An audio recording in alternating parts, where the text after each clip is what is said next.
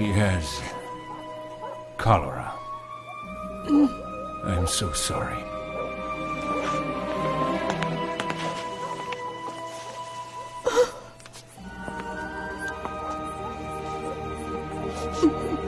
Papa, Mama, listen to me.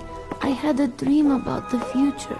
I will become an engineer, and I will be world famous for my inventions. Nikola, my son, before you were born, I made a solemn vow to God that you would serve him.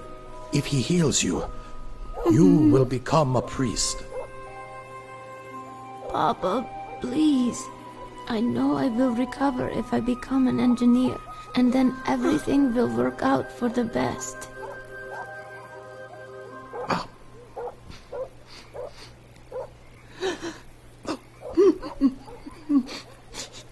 Oh, God. Oh, God. Please forgive me. I beg of you, forgive me.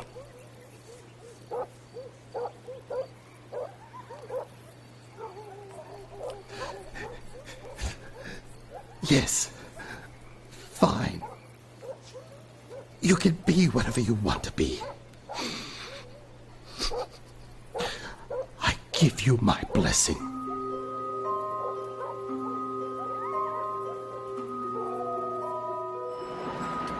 Mr. Tesla, I imagine because you are here now giving me this interview, that must mean you've recovered, thanks to God or someone else.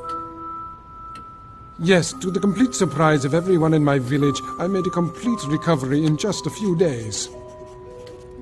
I continued in school, at the Graz Institute and Paris University, becoming a successful electrical engineer. The illness led me to discover abilities I never suspected I had. I started to have these clear visions. Flashes of light began to cover the pictures of real objects. In time, they simply replaced my thoughts. My mind developed a new and different process. Using this process, I could construct an invention in my mind first, where I could perfect it. And only after designing it completely in my mind would I then test it in the laboratory. That's the way it's been, all of these years. Stop that. Writing down the story of my life, you will need a lot of ink. Here, you can use this instead.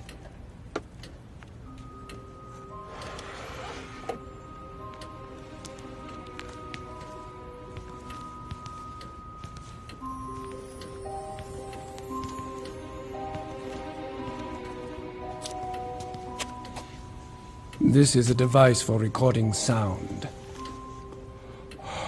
Quite a great invention. It was not me who invented it, no. It was that damned Edison. Say something. What should I say? Whatever.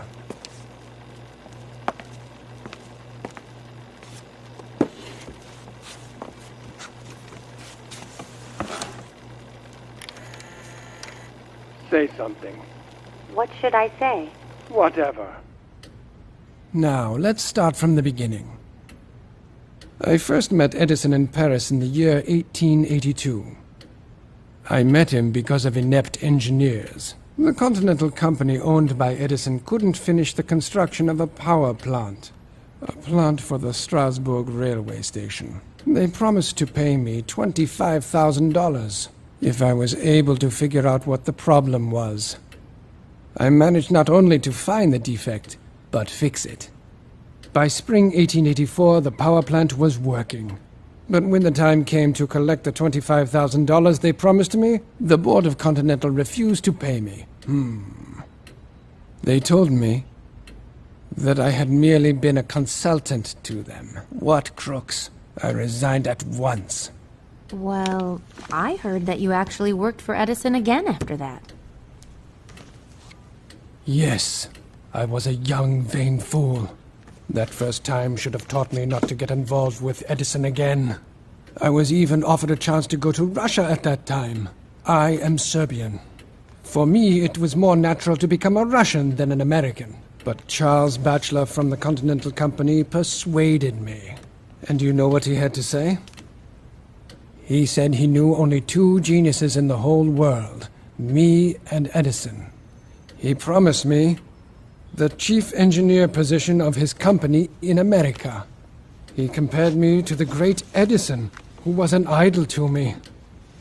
I was 28 and unemployed, so it didn't take much for me to completely lose my head. Obviously, I agreed. Edison was always a quick thinker. No wonder they called him Big Head behind his back. But he was a man without a conscience. You'll start as a regular engineer. You'll be in charge of fixing the electric motors and DC generators. But Mr. Batchelor promised me that I don't care what he promised you. I employ people and I define what they do in my company, and you, young man, will have to work hard to prove your value to me. Of course, I was never given the chief engineer position. I was an immigrant with 4 cents in my pocket. I had 2 options to choose from. I could beg in the street, or show that man my worth.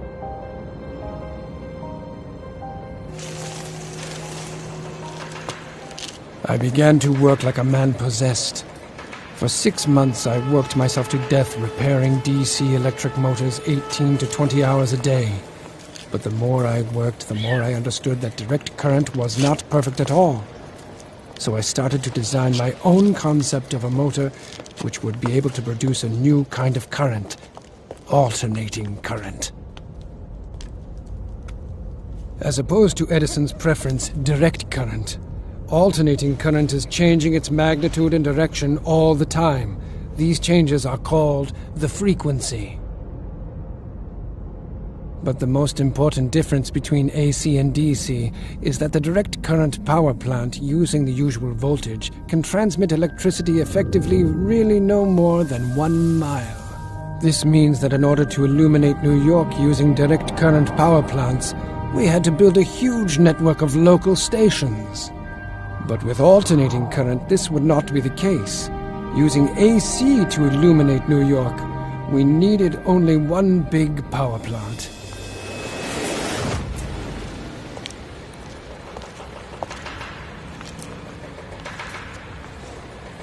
I have been told that you've been working double shifts. Why is that? Can't you keep up with your own job?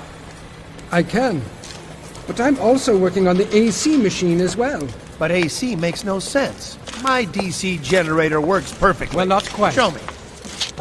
It could be improved. Take a look at what I've designed here. You have some brains, but you're a foolish immigrant.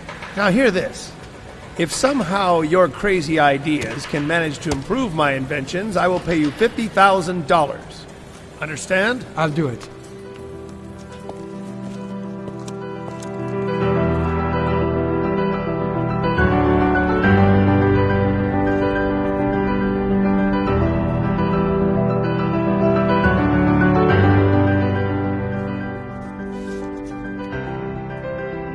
But I didn't give up on the idea of using direct current to generate power. I fully immersed myself into the work, and soon was able to present Edison with not 1, but 24 different improved direct current motors. Here are all my drawings, sir.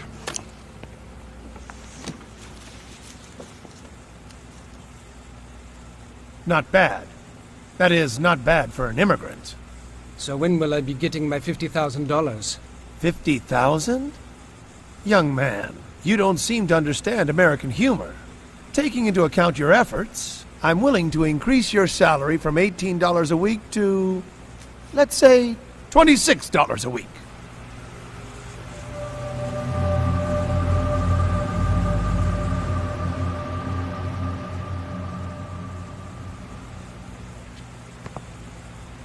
Business by nature is filled with cheating. And there was nothing uniquely American in the fact that I was duped. But it was one thing to be deceived by the functionaries in Edison's office in Paris, but here, I quit immediately. I was forever disillusioned in the great American inventor Edison. 1, 2, 3, 4, 5, 6, 7, 8, 9, 10, 11, 12, 13, 14, 15, 16, 17... Fine. Care to join me? Thank you. I try to keep to a schedule.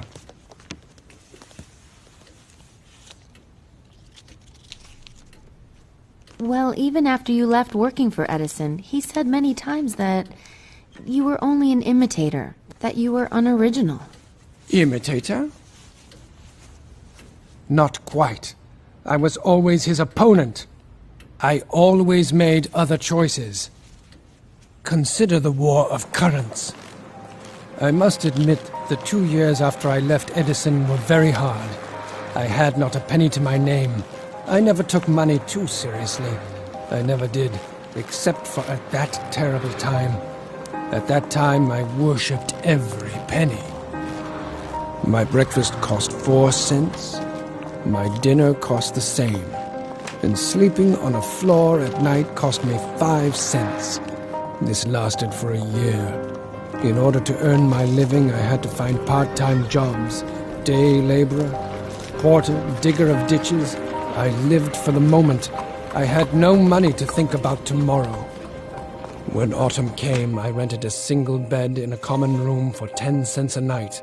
What a luxury. Edison must have been gloating. But one day, everything started to change. My friend Brown introduced me to entrepreneurs who were interested in electricity, and they invested money in my talent. It was an amazing transformation. In one moment, I went from being a beggar to becoming co-owner and manager of a serious company dealing with the installation of new arc lamps in the streets. I thought it was ironic that I rented an office next to Edison's company. We had received many orders from all over America for our electrical products. Our business quickly became a success. I created models of generators, transformers, and all the necessary equipment for the operation of two-phase alternating current devices. I believed that alternating current was the future, although to others at that time my ideas seemed absurd. And finally, on the 1st of May 1888, I received 2 patents for my AC generator. The war of currents had begun. Mr. Westinghouse. Mr. Tesla, I'm so happy to meet you at last. Let's get straight to business. You know the Edison power plants are reliable. However, here's what I need. I need a solution that allows me to transmit electricity over long distances to my power plants.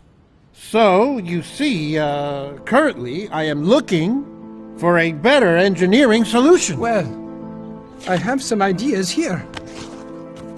Edison's direct current power plants dominated the nation's power needs.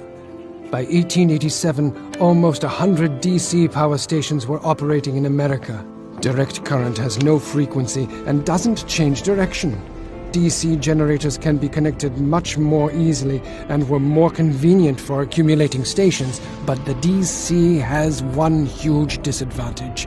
Because of power losses in the wires, it is extremely difficult and expensive to transmit its power over long distances. After carefully examining Edison's DC patent, the famous industrialist George Westinghouse came to the conclusion that my AC generators were much more effective. So he offered me $1 million for all the patents I already had, and promised to pay $1 for each horsepower produced by generators designed by me. So I became a consultant for Westinghouse. That day I gave my dear friend Brown a check for $500,000. For everything he did for me. A new era began in my life.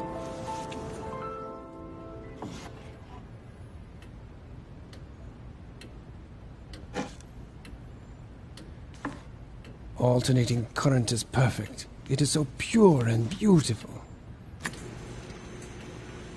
It has the unique ability to disinfect any kind of surface, including the human body, killing microbes without causing any harm to the body's tissues. Is that dangerous? Don't worry. You can touch it.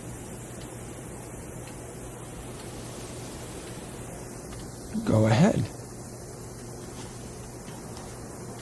There's no need to worry, young lady. I've passed 1,000,000 volts of current through my body, and you see, I am still very much alive.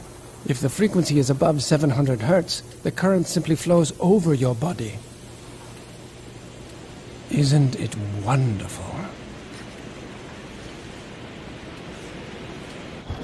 Together with Westinghouse, we created the first stable working AC generator.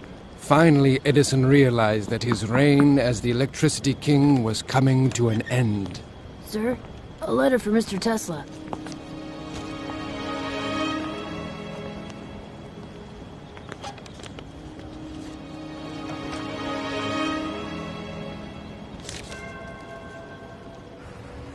Edison immediately brought a lawsuit against us for infringement on his patents. But of course he lost, as all my inventions were authentic. It was after that he started to play dirty.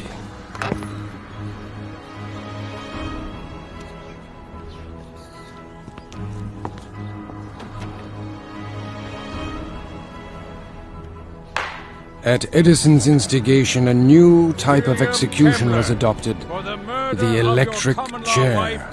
And of course it used my alternating current. Poor Westinghouse objected and even hired a lawyer for Kemmler, who was the first person in the world to be sentenced to death by electric chair. What a grisly way to die. Despite all Edison's attempts to discredit my inventions and tarnish my reputation, my alternating current became more and more widespread. Westinghouse and I were gaining ground in this war of the currents. But the sweeping success of AC played a cruel joke on my benefactor and supporter Westinghouse. One day his investors remembered about the agreement I had made with Westinghouse. He was obligated to pay me $1 for each horsepower generated by alternating current. By that time, there were so many AC generators, I would have received $12 million and been one of the richest men in the world. But the man who believed in me and in my alternating current would go bankrupt. So I tore up my contract with him. Westinghouse had to continue his fight for alternating current. That crazy Edison wouldn't leave us alone. He wanted to prove that our AC was worse than his DC so much that he filmed animals being brutally killed with alternating current and then showed these movies to the public. Yes, I remember in 1903, that poor elephant, Topsy, he electrocuted her to death. The soup is cold, and Edison lost anyway. In the end, you know what he did? He started producing his own AC power generators. And there have been no direct current stations built in 20 years. So, I won.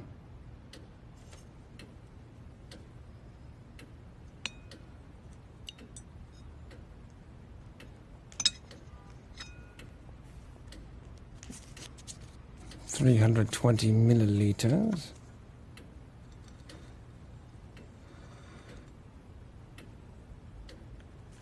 Plus or minus 15. Average the two by what are you doing? circumference. Well, it's a strange thing. But I can't really enjoy my meal if I don't know the exact amount of food which I'm going to eat.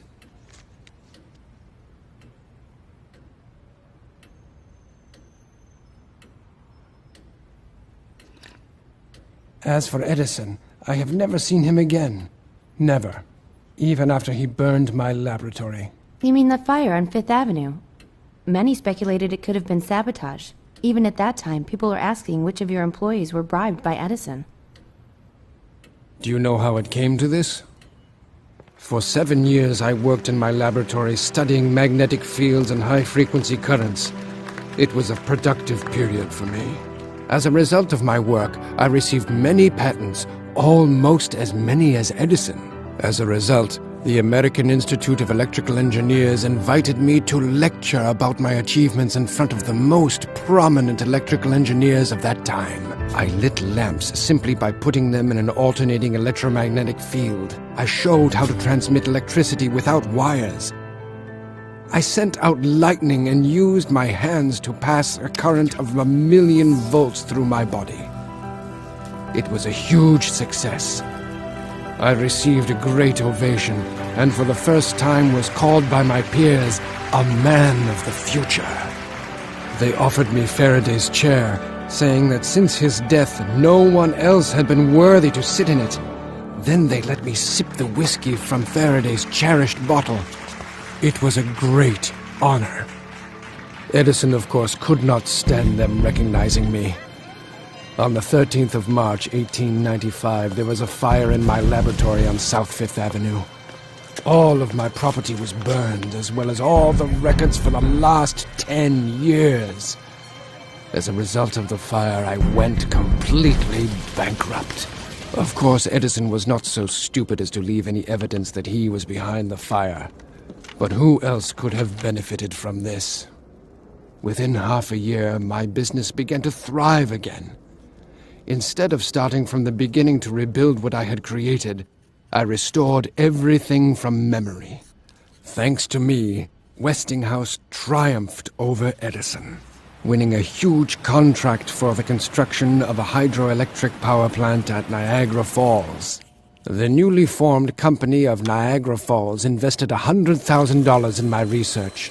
With this money, I set up a great laboratory at 46 Houston Street, where I constructed a unique mechanical oscillator, which I used to do research on selective resonance.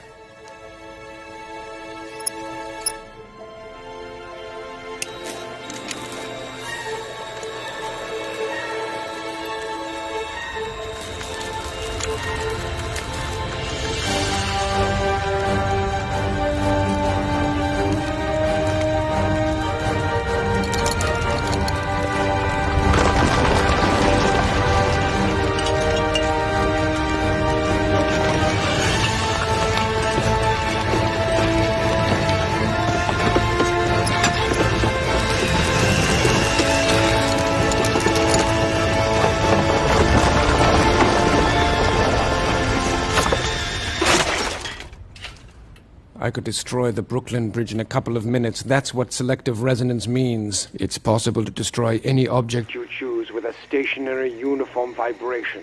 The whole block of buildings was almost demolished. I've read about an earthquake that occurred in New York in 1898. You're saying that you did it? Or perhaps it was just a coincidence. Oh, what a wonderful place it was, my laboratory at 46 Houston Street. Time flew very fast there.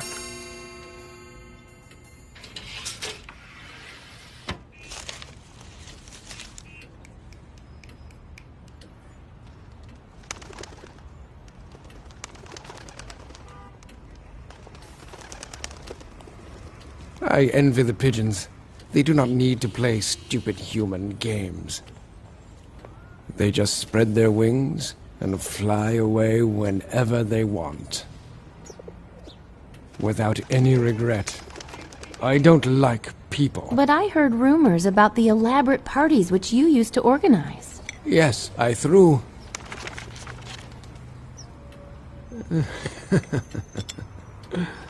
I threw great feasts, which were attended by the most interesting people of the time. Brilliant, famous people. Kipling would read his poems to us. Mark Twain would make everyone laugh with his famous stories. Dvorak played piano.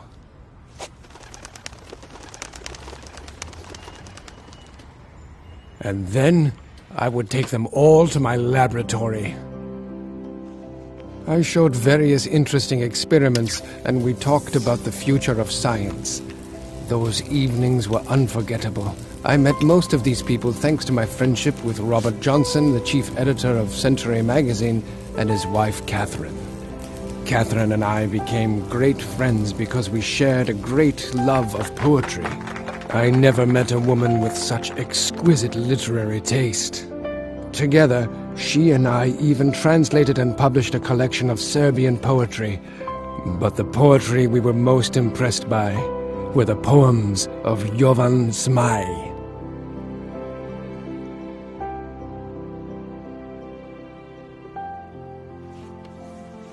Honor can't be bought with gold, for an honest man can't be sold, since he needs it like the sun. The dishonest man would surely sell, but everyone knows quite well.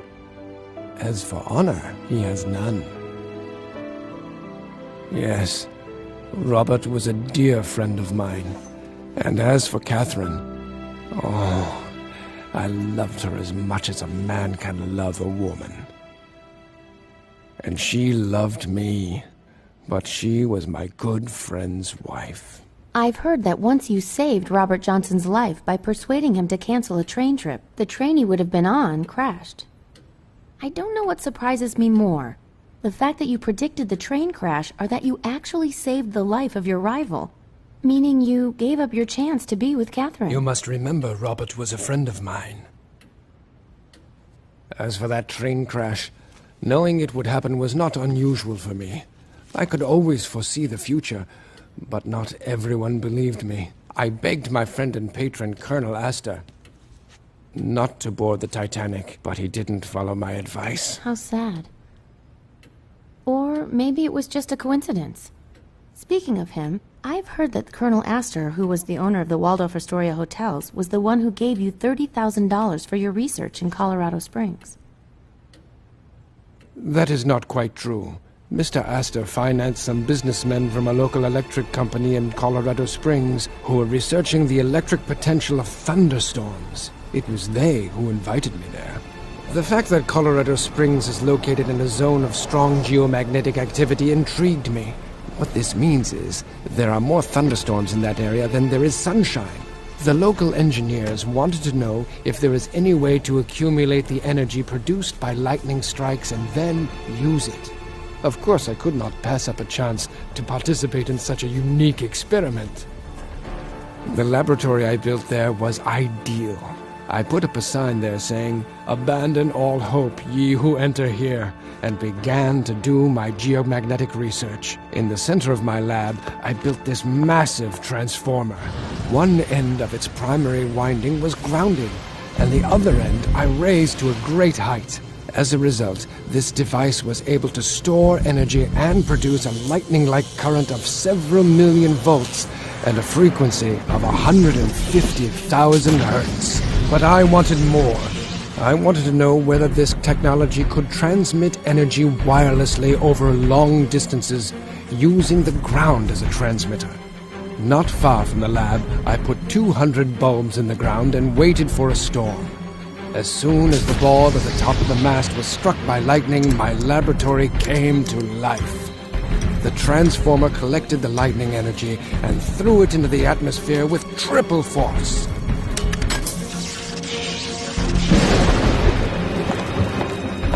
Try to imagine it. I had created man-made lightning that was 40 meters long. The energy flow covered the city. The entire city was literally saturated with electricity. I didn't expect such an effect, but my theories had been proven. I was able to transmit an electric charge wirelessly across the ground. 200 bulbs were lit at a 25-mile radius from the Tower Razam. Unfortunately, the local power station was not ready for such a large-scale experiment. The city's generator simply burnt out. After that incredible experience, I wrote an article about the possible uses of currents transmitted by high-frequency standing wave energy. This had practical application for lighting, heating, the control and movement of electric transport. Electricity could be used everywhere. It could be transported through the ground, in the air, used for automatic machines. The wireless uses of electricity are endless. Yes, I remember reading it.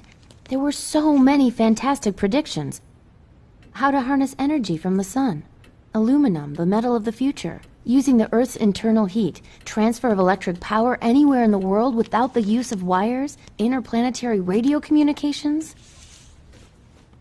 It was that article I wrote that caught the eye of the well-known banker and industrialist John Pierpont Morgan. And he decided to meet with me. Imagine how much benefit wave energy could have for mankind. That sounds interesting. I want you to work on the development of radio communications. I need a cheap but reliable connection that will work so I can communicate over long distances. To get you started, I'll give you $150,000 to cover your costs of research. After that, we'll talk. Radio. What mediocrity. But I agreed to what Morgan asked of me. to have the opportunity to continue working on the wireless transmission of electricity. We bought several acres of land on Long Island and started the construction of a wireless transmission power station. It was a 57-meter tower frame with a steel shaft that went deep into the ground. A huge copper hemisphere which worked as a powerful amplification transmitter was installed at the top of the huge structure. The idea for the project was to use the resonant buildup of the ionosphere. I was sure that I could accumulate the energy extracted from the air anywhere in the world and use that energy in any kind of form, as an explosion of thousands of bombs or a man-made aurora borealis. I lit the sky for thousands of miles. However, Morgan, that blind man, wasn't inspired. There's something I still don't get. How can we use your light show for the purpose of transmitting radio signals? I'll explain, sir. The real future use of this experiment is As you know, communicating by Marconi me. sent radio signals from England to Canada 5 years ago. I invested in you because I knew about your outstanding abilities. But after what I've seen today, I still need a radio. Mr. Morgan. Sir. Sir, with this plant we can send energy for thousands of miles, not just some radio signals. You could have a second wireless tower I am not near the Niagara interested Falls in in New things York. unless they give me an immediate commercial profit. I need radio signal transmissions. Marconi! I want you to know I was 3 years ahead of Marconi, that simpleton. And that Russian Popov. In 1893, I developed my first radio 5 years before them. Morgan cut off all his funding. The Wardenclyffe project was shut down. In 1917, in the middle of the First World War, the tower, which could have been the beginning of free electricity, was destroyed. The United States government suspected that German spies might somehow secretly use the tower as a radio transmitter. However, Morgan didn't stop me from managing to achieve something monumental. I was able to conduct only one complete experiment under the Wardenclyffe project, but how great it was! To avoid any loss of life, I found the most remote location in eastern Siberia and sent through the ionosphere a huge burst of energy to Tunguska, and that is where it exploded. The entire northern hemisphere saw that light that I had created. Wait a minute. Are you implying that the Tunguska meteorite explosion was you? I'm not implying anything. I was forced to sign a non-disclosure agreement by the U.S. government. But those who had eyes could see the truth. Come, take a look. No wonder those damn security services still keep track of me. What makes you think he's a federal agent? Shh. Because with the sheer enormity of my intellect, my mind could still create a massively destructive weapon. The Tunguska meteorite was only the beginning. I designed the rays of peace which could destroy thousands of planes 100 miles away. Every country would be able to defend itself with an invisible Great Wall by putting towers with the rays of peace along their nation's borders.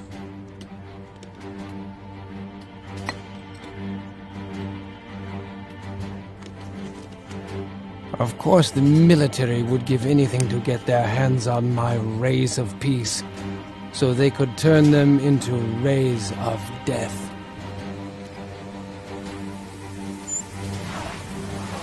Because if my rays of peace were placed in a certain configuration, anything surrounded by them would be utterly destroyed. I could be the main secret weapon of the Pentagon, but I hate war. But that's the way our world works. Governments have a way of turning peaceful inventions into weapons.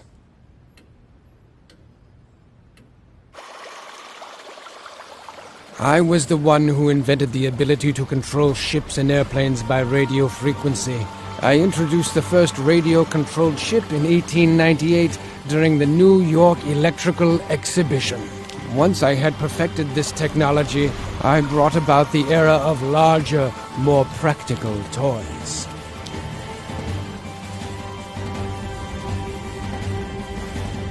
My research and experiments made it possible to control a warship remotely from the shore at a distance of 25 nautical miles.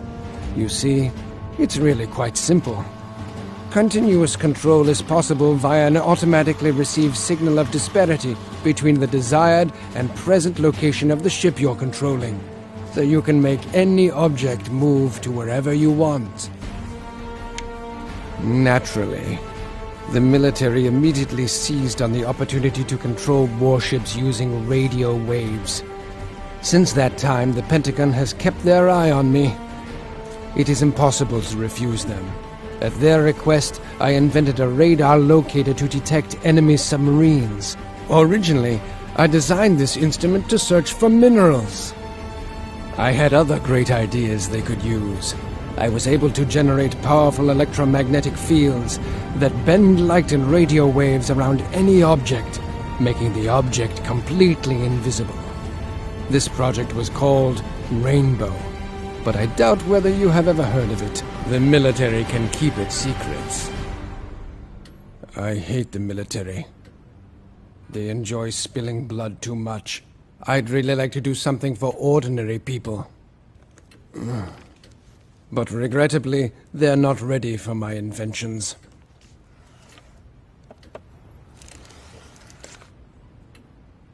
They're blind and stupid.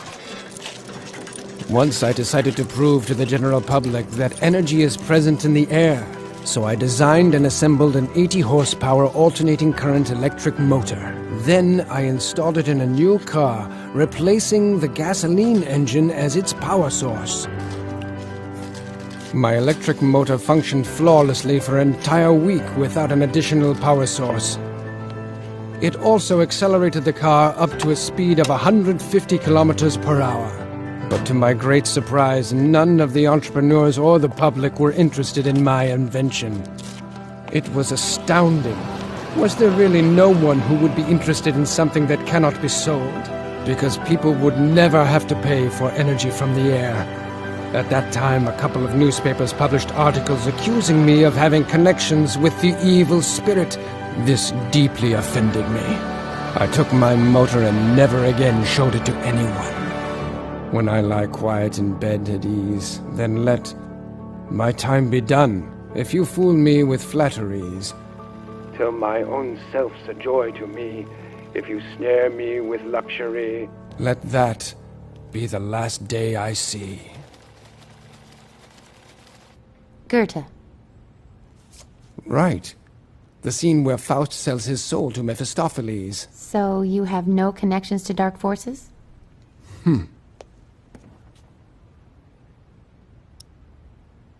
I often find myself quoting Faust. He thinks as I do. We are both ready to give everything we have for nature's secrets. Because of this, when I am reading Faust, it helps me to think.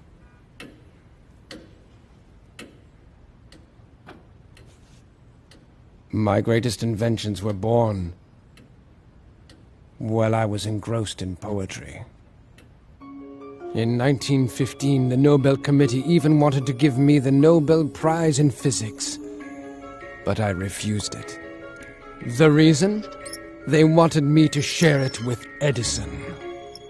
I must admit, to his credit, Edison did the same. However, I couldn't refuse the gold medal of Edison given to me by the Institute of Engineers and Electrical Technicians. But the very sound of the name Edison annoyed me. So I cut the medal in half and used the gold to pay 2 of my secretaries for their work. Can I take the dishes and clean the room now? Take the dishes away, and leave us immediately. I can't stand earrings, especially pearls.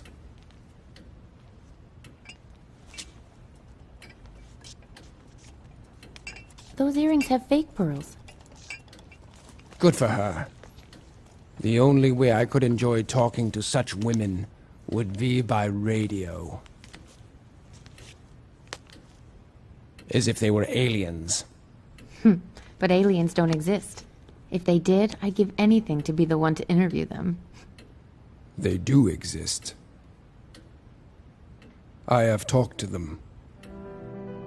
In the first quarter of this century, everybody went mad because of the popularity of a new medium, radio. People with money to invest didn't want to talk about anything except that damned radio. I thought the idea of radio was old news and did not want to take part in any of their revelry. But in 1926, the heirs of Colonel Astor asked me to rework the radio transmitter to improve the quality of radio communications. I agreed, only for the sake of my old friend. While testing my equipment, I suddenly caught mysterious signals that were generated by some kind of technology. According to my calculations, they were sent from Mars, with a probability of 94%. But it happened only once. Perhaps it was because Mars was closer to the Earth than it had been in several thousand years. The signals stopped, and I could never prove that I had really caught the radio signals from Mars. But my contact with Mars had become the talk of the town. H.G. Wells mentioned my experience in his novel, The First Men on the Moon. There is definitely someone out there. Someone who wants to meet us just as we want to meet them. I believe someday we will meet them, creatures that can overcome the stellar abyss. We could learn so much from them. Unless, of course, they rip our guts out first. All of us are predators in this universe. You, me, the cat. Is that cat yours? Cats don't belong to anyone. That's why I love them. They produce electricity out of thin air, like I do.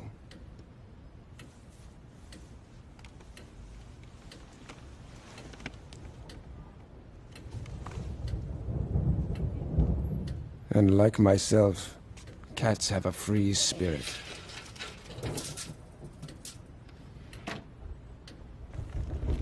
Here's a storm. So aren't you afraid? Me afraid of the storm? Once when I was a child, there was a terrible electrical storm. A tree next to me was struck by lightning. I felt as if the electricity was passing through me, but I didn't feel that it was hurting me.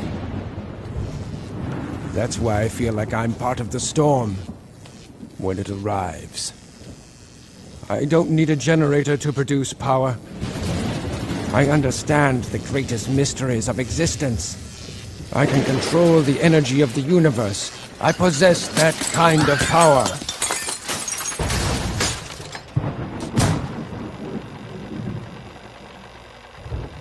Well, now I'm sure the hotel staff will come.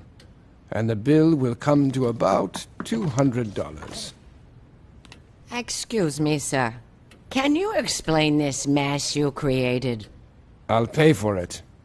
Clean it up later. Now get out. Luckily, poverty doesn't threaten me anymore. I am the honorary director of the Belgrade Scientific Research Institute. They give me a fixed salary. The motherland helps. As I told you, I can foresee the future, and I will now make a prediction. You'll see one day money will love me so much that my face will appear on banknotes. You mean your face would be on money? Like Franklin, Lincoln, and Washington? I know it will. We've spoken enough of this. Now tell me about the future. You promised. Of course. But you must comprehend that the future begins right now. It should be common knowledge that corporations are buying advanced inventions and then putting them under wraps in order to have a monopoly on technology in this world. In spite of that, these inventions will slowly make their way into our world. Electric motors will replace internal combustion engines.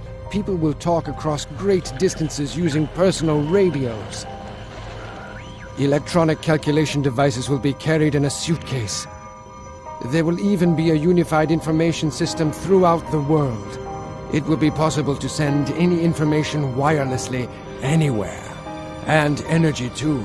Imagine this if you can. We will be able to send electricity wirelessly to the remotest areas on Earth. Another startling development will be the creation of artificial intelligence helping humans in their activities, but it will also be used as a weapon capable of manipulating people. The military will use microwaves of energy to disable communications and incapacitate the electronic devices of their enemy. And by gaining control of ionospheric energy on a global scale, we will be able to create earthquakes. I predict you will live to see all these things. What a future.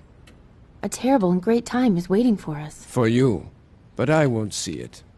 My time is short. I have only one more day on this earth. Tomorrow. You're the last. No more visits, talks, or women. Women? Eleanor Roosevelt, the First Lady. She invited herself to be my guest the day after tomorrow. Unfortunately, Mrs. Roosevelt was so persistent that I couldn't refuse her without causing a public scandal. That is why my departing will solve the situation perfectly. In fact, that's why I agreed to meet you. Because I am out of time. But now that the story has been told, it is time for you to leave. But, sir, we haven't... I wish I could tell you much more about my many developments. Solar batteries, artificial intellect, gas turbines. But as I said, I am completely out of time. We will never meet again. No one will ever know to where I've disappeared.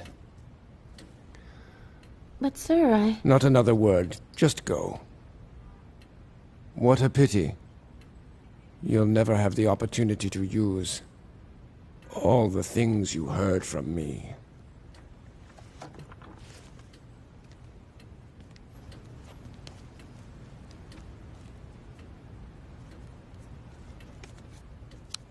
When I lie quiet in bed at ease, then let my time be done. If you fool me with flatteries, till my own self's a joy to me, if you snare me with luxury, let that be the last day I see.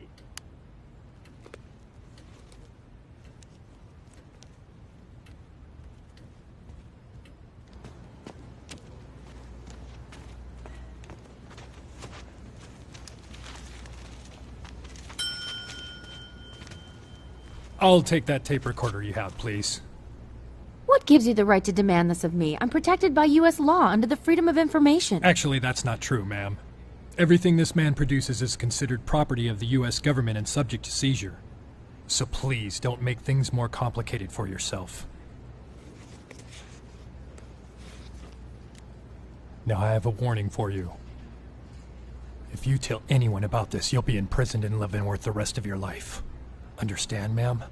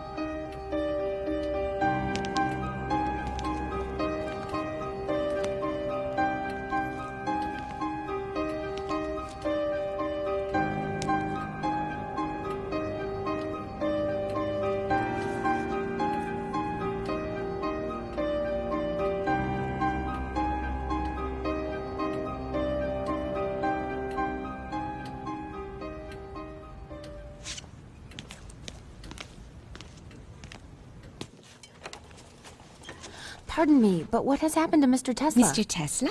He lived here, in this room. No such person ever lived in that room.